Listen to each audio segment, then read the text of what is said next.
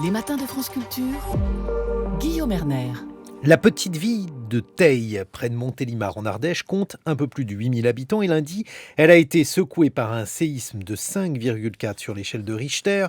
Le tremblement de terre a blessé 4 personnes, dont une gravement, et fait de nombreux dégâts. Hier, c'est la ville de Strasbourg qui a été touchée par un séisme plus petit cette fois, d'une magnitude de 3,3 sur l'échelle de Richter. Les deux événements sont-ils liés? Est-il possible de prévoir les séismes et leur intensité? Bonjour Giovanni Occhipinti, vous êtes chercheur à l'Institut de physique du globe de Paris. Est-ce étonnant ce séisme de 5,4 sur l'échelle de Richter qui a eu lieu donc lundi en Ardèche? Bonjour Guillaume. Cet événement n'est pas, disons que c'est une surprise, mais c'est pas étonnant. C'est un petit peu comme quelqu'un qui organise votre anniversaire surprise. C'est quelque chose qui vous surprend, ça peut arriver, mais justement, ce n'est pas impossible. Et effectivement, là, c'est juste une signature de la tectonique des plaques qui agit depuis des millénaires sur l'ensemble de la planète et qui a été très présent en France métropolitaine dans les passés. Je peux citer il y a 100 millions d'années la formation des Alpes qui a été suivie il y a 40 millions d'années par la formation des Pyrénées. Donc ces pressions en fait des plaques tectoniques, elle est présente et elle montre avec des tremblements de terre. Juste il y a 10 000 ans, il y a eu les événements volcaniques du Massif central, la formation du Puy du Dôme. Donc Aujourd'hui, cette tectonique, elle est encore présente et on la voit avec environ 1000 événements sismiques par an, dont une centaine sont de magnitudes supérieures à 3.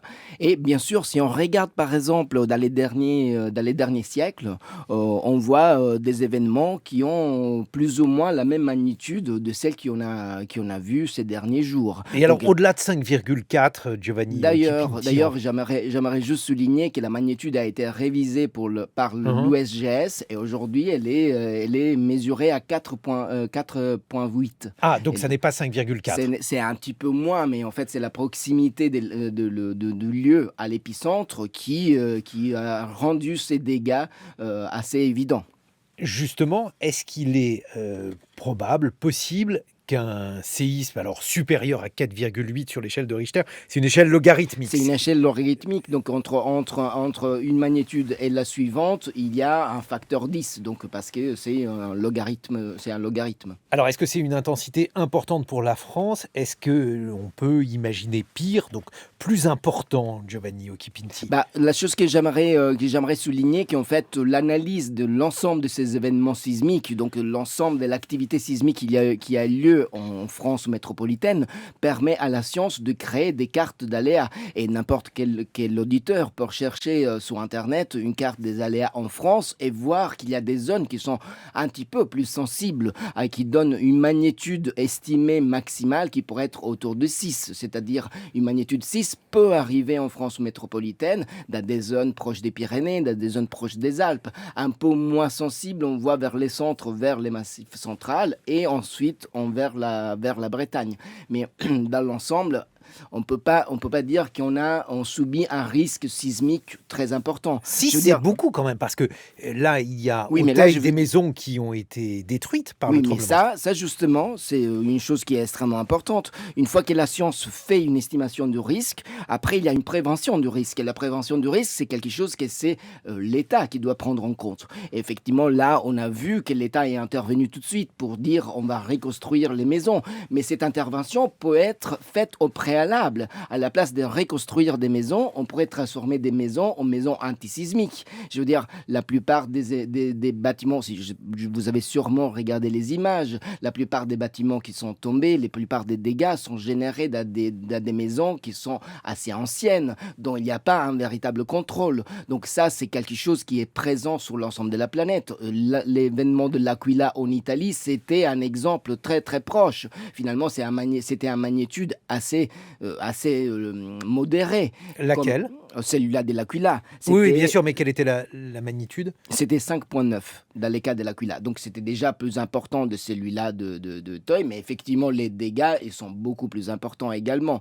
Et je veux dire, la chose que j'aimerais souligner, qui est un événement sismique de même amplitude en France, en Italie ou au Japon, crée des dégâts considérablement différents. On peut même faire l'exemple, si on va dans des grands événements très désastreux, comme les événements de Tohoku, donc celui-là qui a généré la crise de Fukushima, c'est un tsunami qui est comparable, donc un événement sismique qui a généré un tsunami qui est comparable en magnitude à celui-là de Sumatra. Mais la différence en termes de victimes est radicalement différente. On a 16 000 victimes au Japon, là on a 250 000 victimes en Indonésie. Donc vous voyez la façon comme l'État se prépare, comme les lieux sont préparés à la réponse sismique, à la culture de la sismicité est radicalement différente. Et c'est ça qui fait la claire différence entre les événements et les États. Je l'ai dit en introduction, Giovanni Occhipinti, il y a eu également un tremblement de terre à Strasbourg, alors là, de plus faible intensité. Est-ce qu'il y a un lien entre celui qui s'est déroulé en Ardèche et celui qui s'est déroulé à Strasbourg?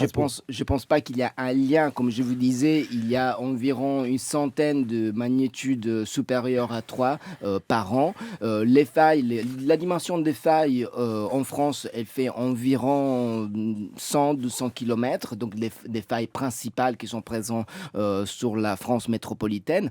Je ne vois pas comment il puisse avoir une connexion entre les deux événements dans la distance et fait environ 700 km.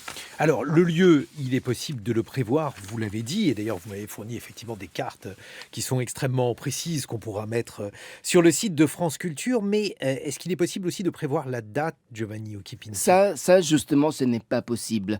Tous ceux qui peuvent prétendre estimer la date exacte d'un événement sismique sont des charlatans. Il y a aujourd'hui des théories, il y a des chercheurs qui essayent de prouver qu'on peut prédire en analysant, par exemple, les émissions de gaz lors de la nucléation d'un événement sismique ou les événements, les perturbations qui sont générées dans la très haute atmosphère, car on sait aujourd'hui que l'atmosphère elle est couplée à la Terre solide. Et donc, lors de la genèse d'un événement sismique, on arrive à voir des perturbations dans la très haute atmosphère qu'on observe avec des satellites. Donc il y a des théories qui sont nées dans les derniers siècles, dans lesquelles on explore la possibilité, mais aujourd'hui, les consensus n'est pas présent. Il n'y a pas, les doutes est encore en vigueur, donc on doit être méfiant. Merci beaucoup, Giovanni Occhipinti. Je rappelle que vous êtes chercheur à l'Institut de physique du globe de Paris.